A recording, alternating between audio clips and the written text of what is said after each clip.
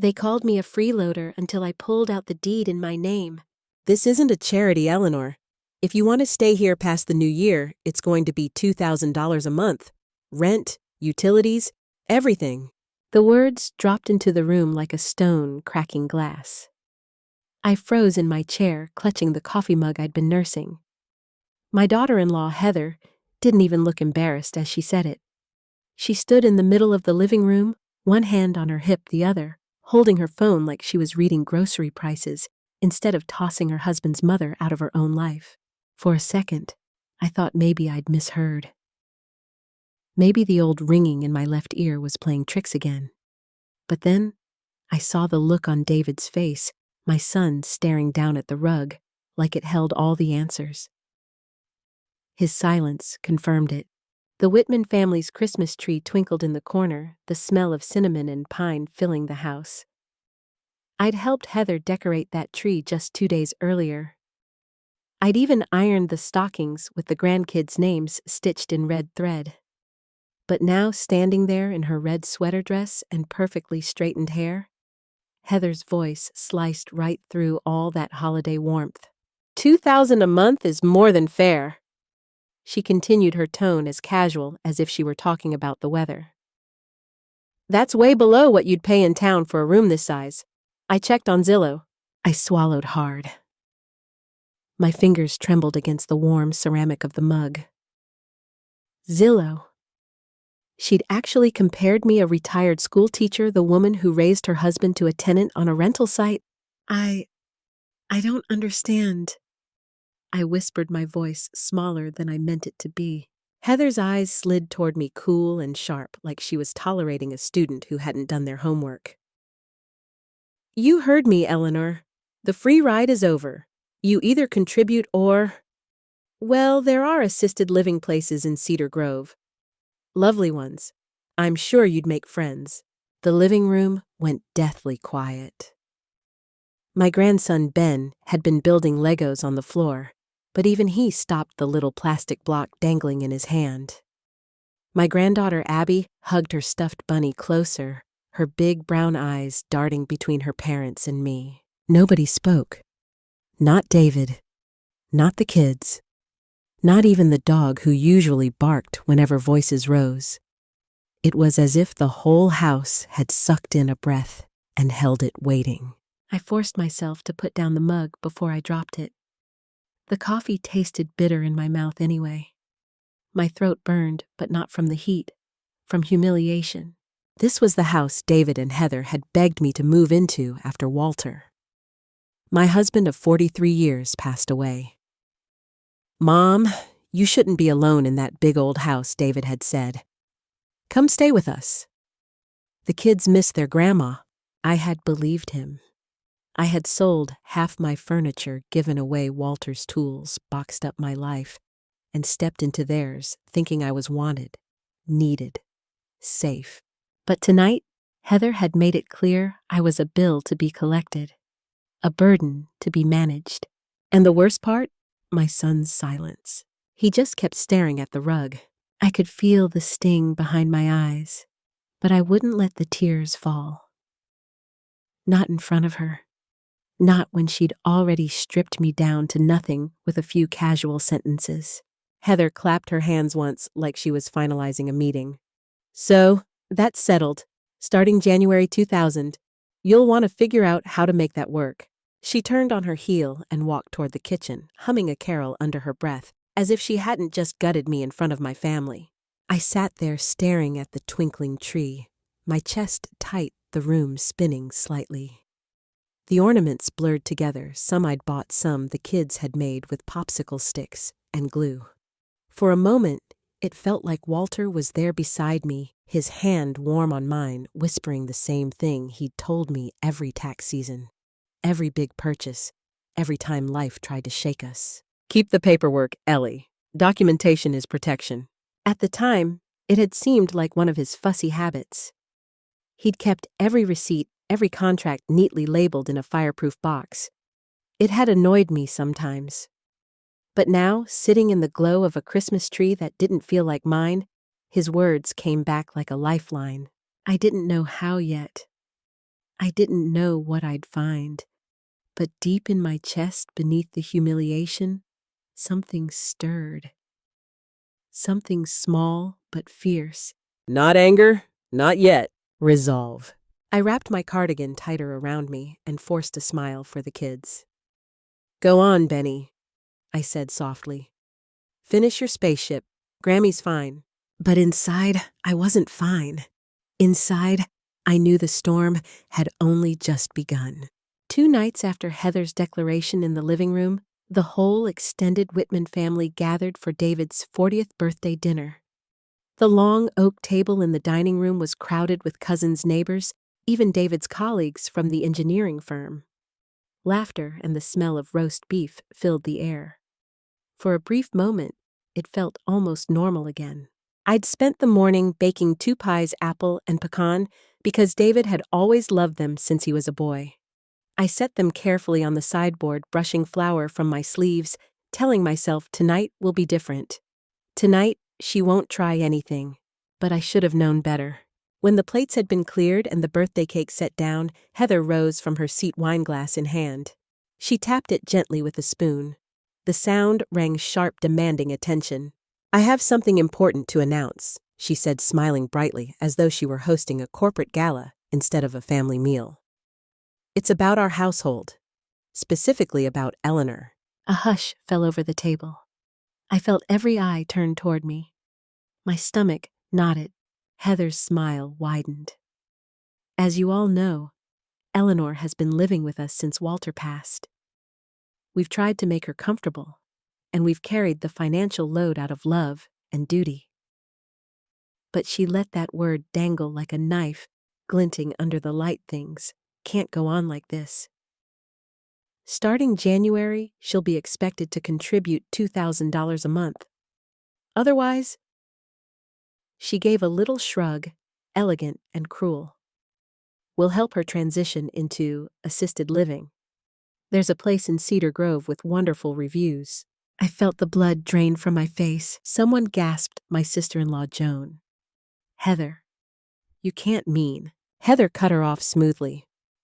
Oh, but I do. Everyone needs to pull their own weight. It's simply not sustainable for us to bankroll Eleanor indefinitely. We have children to raise, college funds to save. We can't subsidize a free ride any longer. Free ride. The words stabbed deeper than I expected. My fork clattered against the china, and I struggled to breathe. This was my punishment then for trusting them, for believing I still had a place in my own son's home. David sat stiffly at the head of the table, cheeks flushed, eyes fixed on the melting wax of his birthday candles. He didn't say a word, not one. I wanted to scream, to shake him and demand, "Is this what your father died for? For me to be humiliated in front of everyone we know?" But my voice betrayed me. It came out thin, brittle. Heather, I buy my own groceries, I pay my medications. Heather waved her hand like she was brushing away crumbs. That's nice. But groceries and pills don't pay property taxes or electricity bills. We've been carrying the real expenses. Her words rippled around the table. A few people avoided my eyes. Others looked at me with pity, which was somehow worse. Little Abby whispered, "Mommy, why is Grammy shaking?" I hadn't realized my hands were trembling so badly until I saw the water glass wobble. The room felt suddenly airless. The laughter, the warmth, it all evaporated, leaving only the hollow echo of Heather's voice and the shame rising in my chest. "Look at her," Heather said sweetly, though the sweetness was pure venom. "She doesn't even deny it. We've supported her for years. It's time for her to step up or step out." My jaw clenched so tight it hurt. For a second, I thought I might faint. But worse than fainting was the realization curling cold in my stomach. Maybe this was how they all saw me now. Not as Eleanor Whitman, the teacher who taught half the children in Cedar Grove to read. Not as Walter's wife who stood by him through deployment and cancer. Not even as David's mother. Just a freeloader. I lowered my eyes to the tablecloth, its lace pattern blurring through the sting of unshed tears. My mind rushed backward to the classroom where I spent 30 years of my life, taping construction paper stars above blackboards, cheering on nervous first graders as they learned their ABCs. I'd poured myself into that job, into those kids, into my own family, and here I was reduced to a bill. I barely tasted the cake when it was served. The fork felt heavy in my hand, and every bite turned to dust in my mouth. Around me, conversations stuttered awkwardly back to life, but I knew they were talking about me even when they weren't. Later that night, after the guests left, I retreated to the small upstairs room Heather now referred to as the guest space. The walls were bare save for one framed photo of Walter holding a fishing pole at Lake Michigan, grinning wide despite the cold wind whipping his hair. I sat on the edge of the bed and let the tears fall freely at last. They soaked the quilt I'd stitched 20 years ago, the one with patches from David's old soccer jerseys. I pressed my face into it, muffling the sobs. How had I become invisible in my own story? How had I let it come to this? Walter's voice returned again, steady as always. Documentation is protection, Ellie. Don't ever let anyone strip away what's yours. But tonight, even his words felt too far away to reach. I heard footsteps in the hallway. David paused at my door. For a heartbeat, I thought maybe he would step inside, sit beside me, whisper that he didn't agree that he'd fight for me. But the footsteps retreated. The door never opened. And in that silence, something inside me broke.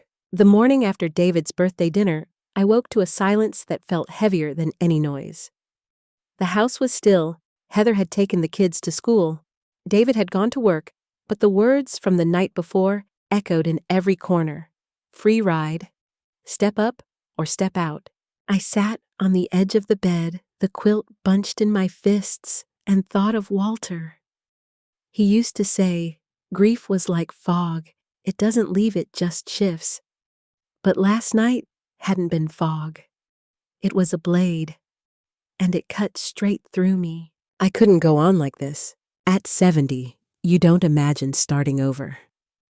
You imagine Sunday dinners, reading bedtime stories to grandkids, maybe a quiet porch swing with a cup of tea, not negotiating for your dignity in your own child's home.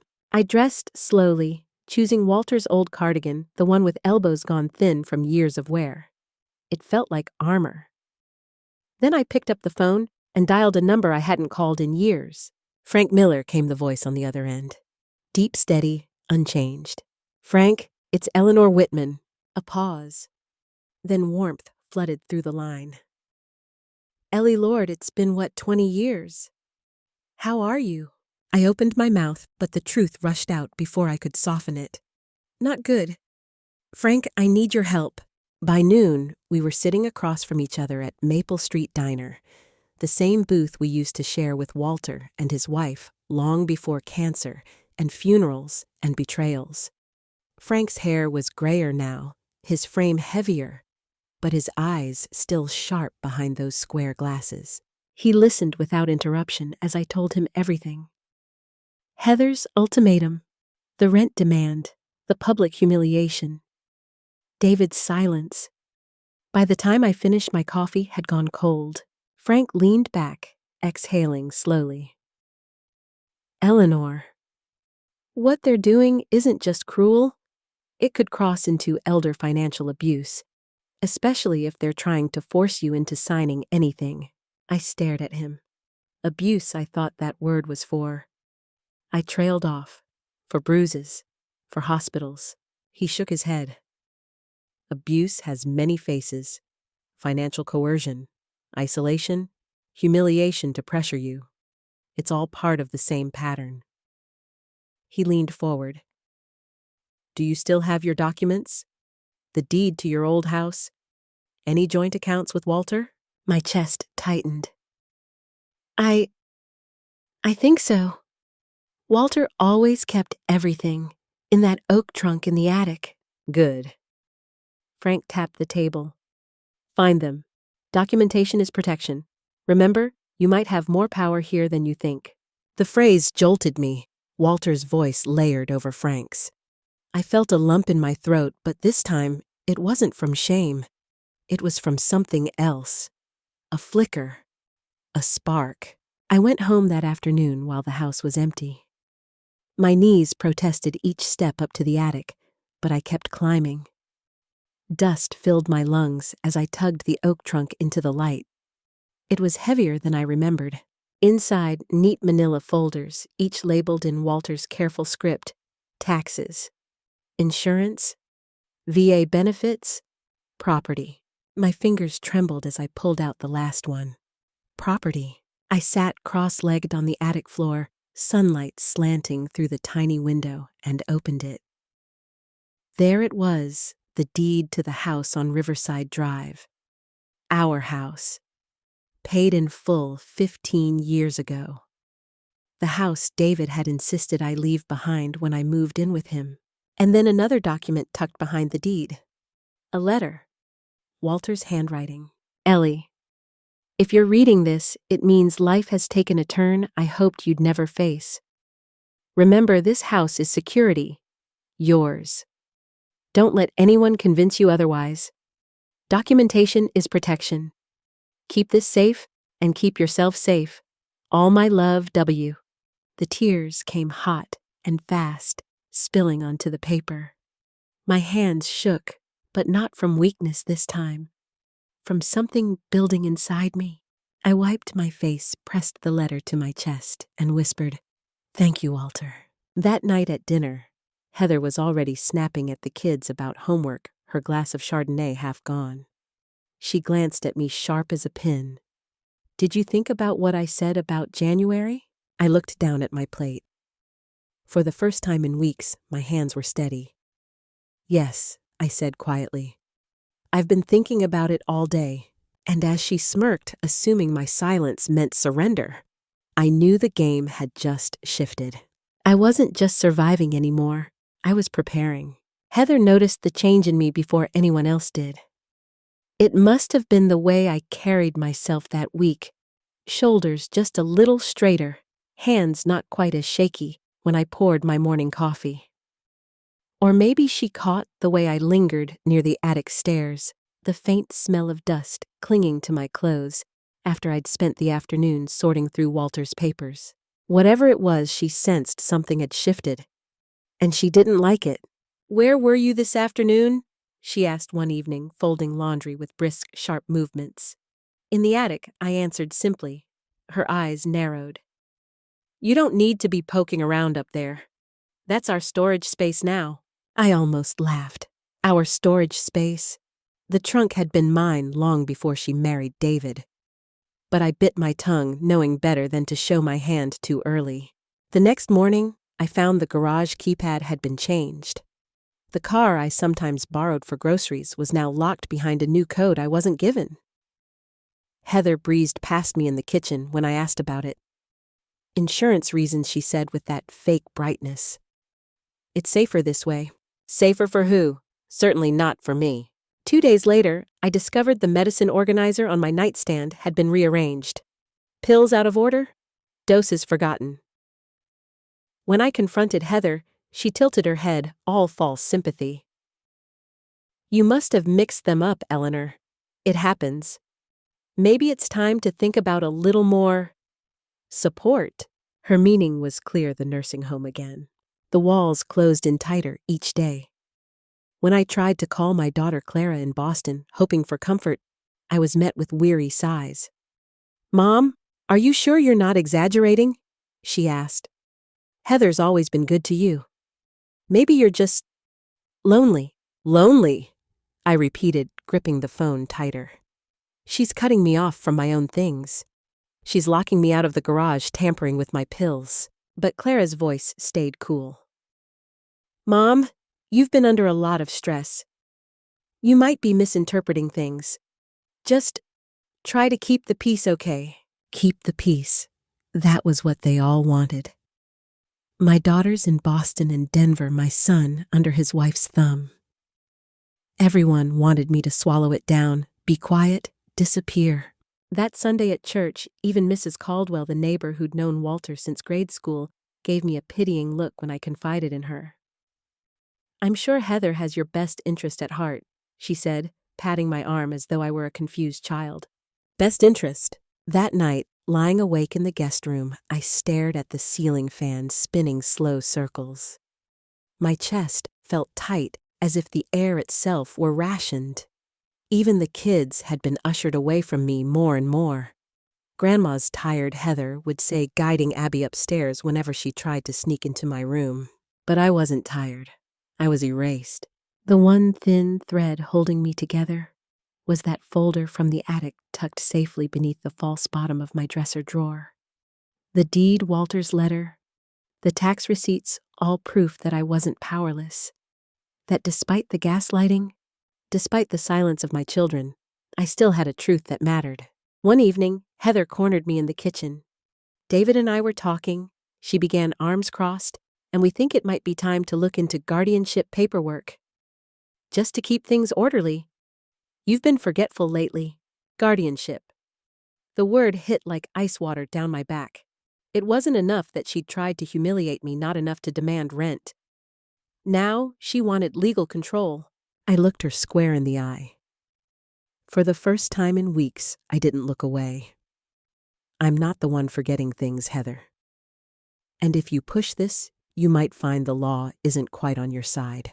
Something flickered in her eyes, fear, maybe, or anger.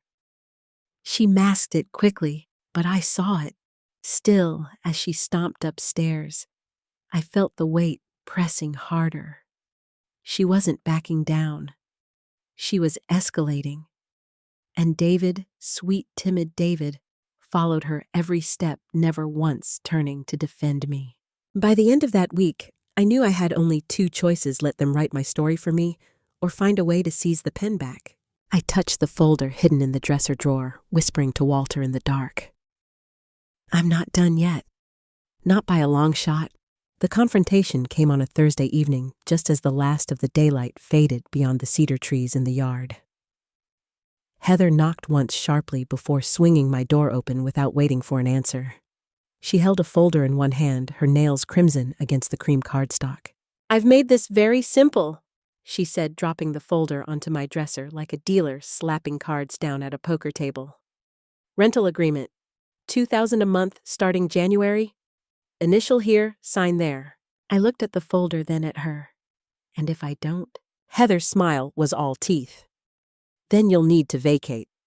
David and I have already looked into assisted living options. Maple Grove has a bed open. You'd be settled before Valentine's Day." Behind her, David hovered in the hallway, eyes downcast. My son, my boy, who once refused to go to bed without a bedtime story, stood there mute as though words had abandoned him. I pushed my chair back slowly, the legs scraping the hardwood. My heart pounded, but my hands were steady. I reached beneath the dresser, slid open the hidden panel, and pulled out my own folder. "Funny you mention agreements," I said softly, standing. "Because I've been reviewing some paperwork myself." Heather's brow furrowed. "What are you talking about?" I held up the first document. "This is the deed to the house on Riverside Drive. The one David insisted I leave behind when Walter died. It is still in my name, mine and Walter's. Paid off in 2008. Her face blanched. "That has nothing to do with—" "Oh, but it does," I cut in, my voice sharper than I thought I still possessed. "Because while you've been telling everyone I'm a burden, you've been living off me. Off the security my husband and I built." Gasps floated from the staircase. Joan and Tom, David's cousins, had come for dinner early and were frozen in place listening. Heather's composure cracked for the briefest second. "We've been paying the bills here," she snapped. "The mortgage." I lifted the second page. "What mortgage? This property was paid off years ago." "No bank owns this?" "I do." David's head jerked up, shock flickering across his face. "Mom? Is that true?" "Of course it's not." Heather's voice went shrill. "She's confused. This is exactly what I meant, her memory, her judgment." I reached for the final piece of paper, Walter's letter. His careful script filled the page. I read aloud, my voice steady despite the lump in my throat. Ellie, this house is security. Yours. Don't let anyone convince you otherwise. Documentation is protection. The silence that followed was thunderous. Heather's cheeks flushed crimson, her hands tightening around the rental agreement like she could crush it into dust. You forged a loan application 6 months ago, didn't you? I said quietly, holding up another form Frank had helped me uncover a failed attempt to take out equity against Riverside. You tried to use my house as collateral, with a signature that looks an awful lot like mine. Her mouth opened, then closed. For the first time, she had no words. I stepped closer, closing the space between us. You thought you could corner me? You thought grief made me blind. But Walter was right. Documentation is protection, and I have it. Heather's eyes darted toward David, desperate. Say something. Tell her she's wrong. But David, my son finally met my gaze. And for the first time in months, I saw shame there. Shame and something else, fear. She's not wrong, he whispered. Heather whipped around. What? David swallowed hard, his voice shaking. I knew Mom still had the deed. I didn't think. The sound Heather made was half snarl, half gasp. You pathetic coward. I raised the papers higher, my voice ringing with a strength I hadn't felt in years. This is my house, and if either of you want to stay, it will be on my terms, not yours. Heather lunged forward, snatching at the documents, but I stepped back. Careful, I warned. I've already made copies. Frank has them, and he's more than willing to bring the district attorney into this. The room spun with murmurs, Joan whispering to Tom the cousins, exchanging wide-eyed looks. The air crackled like a storm about to break. Heather's mask slipped completely, then her voice shrieking through the thin walls. After everything I've done, renovations, improvements, turning this dump into a real home, you think you can just wave around old papers and renovations paid for with fraudulent loans? I cut her off coldly. Which means every improvement stays with me. Every tile, every coat of paint, every inch of that fancy kitchen you love to brag about. The final blow landed with surgical precision. Heather staggered back, her breath coming in short bursts. She looked less like a polished corporate director and more like a trapped animal. You have 30 minutes, I said, my voice low but firm, to collect what is actually yours and leave my house. Or I call the police. The weight of the words hung there, undeniable, unstoppable. Heather's eyes darted wildly, looking for rescue, for control, for anything. But all she found was silence. Even David didn't move toward her. The woman who had humiliated me at the dinner table, who had painted me as a freeloader, now stood speechless in the home she'd nearly stolen. And for the first time in years, I felt tall. Heather didn't leave quietly. The moment the words 30 minutes left my lips, she erupted. You can't do this to me. To us. I've built this home. Her voice cracked sharp and shrill, bouncing off the walls like breaking glass. I didn't flinch. You built it with loans in my name, fraudulent loans. Everything you touched here belongs to me by law. You're delusional. She spat, but her hands shook as she tried to gather the folder of rental agreements and guardianship forms she had brought. David finally stepped into the room, pale and sweaty. He looked at me like a little boy caught in a lie. Mom, please, don't throw us out. We'll make this right. I turned to him, my heart aching despite the steel in my spine. You watched her humiliate me in front of family. You stayed silent when she tampered with my medicine. You nodded when she called me a freeloader. My throat tightened, but I didn't look away. And now, you want mercy. He ran a trembling hand through his hair. I didn't know what to do. She runs everything. I was trying to keep the peace. Peace at the cost of your mother's dignity isn't peace, I said flatly. Heather let out a bitter laugh. Dignity. What dignity? You're old Eleanor. You don't even belong here. I stepped closer, holding Walter's letter like a talisman. This is my house. I belong here more than anyone. And you've just proven exactly who you are. Heather's eyes darted to the staircase where Joan and Tom still stood witnesses to it all. Her voice faltered. You wouldn't call the police. You wouldn't drag family into court. I picked up the phone from my dresser, pressing a button. Walter's attorney is waiting for my call.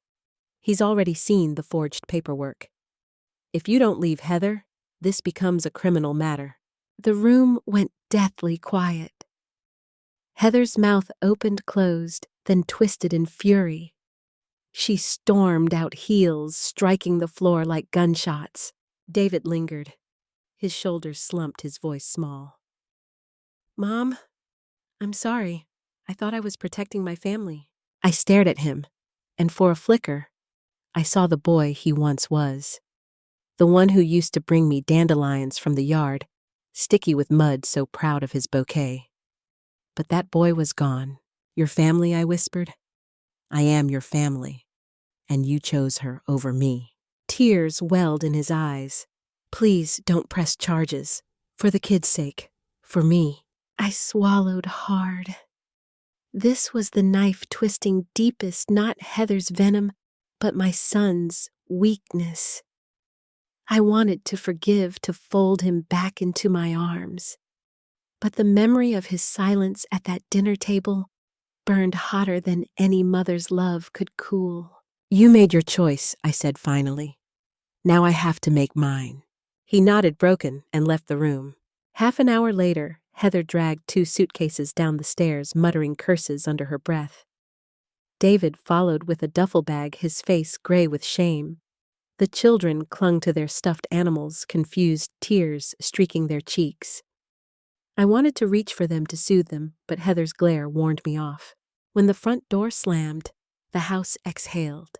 Silence, pure, heavy, liberating, settled over me. That night, I called Frank. He answered on the first ring. It's done, I told him. Good, he said, his tone brisk. Now we move forward. I'll file paperwork tomorrow. Fraud, elder, financial abuse, attempted identity theft. We'll get the DA's office involved.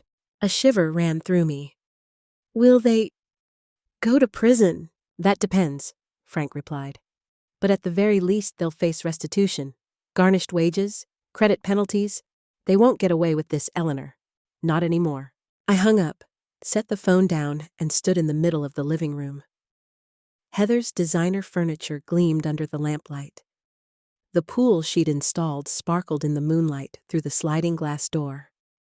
All the things she had bragged about, flaunted, stolen from my equity, now mine. But instead of triumph, a heavy sadness settled in my chest. This wasn't what I had wanted. I hadn't asked for war with my son. I had only wanted a family. I sat at the kitchen table, running my hands over the wood grain, tracing the scratches left by grandchildren's crayons, by decades of meals and arguments and laughter. Tears pricked my eyes. Walter, I whispered, I did what you told me. I kept the papers. I fought. But it cost me more than I thought it would. The house was safe. My dignity was intact.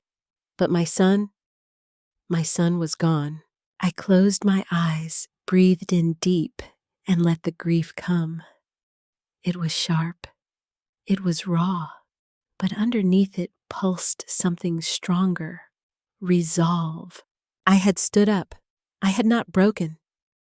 And no matter what came next, the courts, the family gossip, the lonely dinners, I would not be erased again.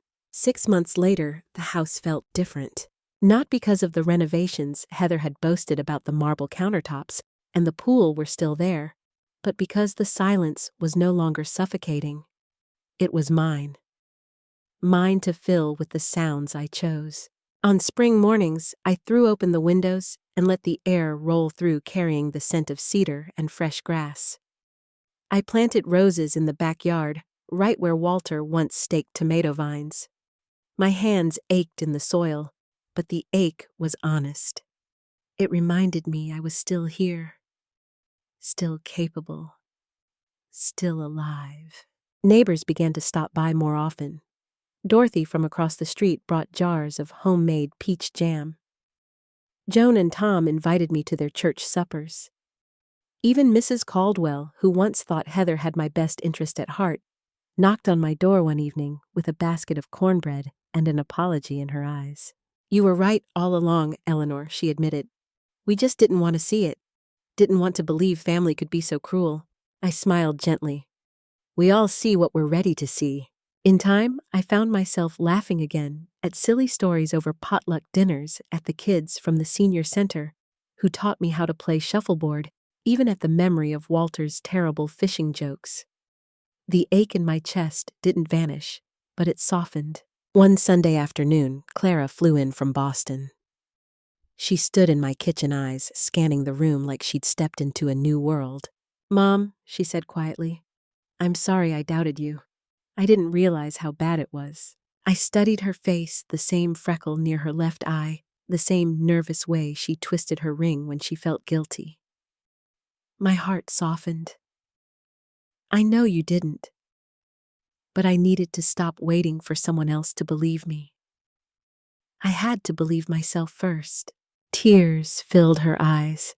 She hugged me, and for the first time in years, I felt her hold me not as a fragile burden, but as her mother. Strong, solid.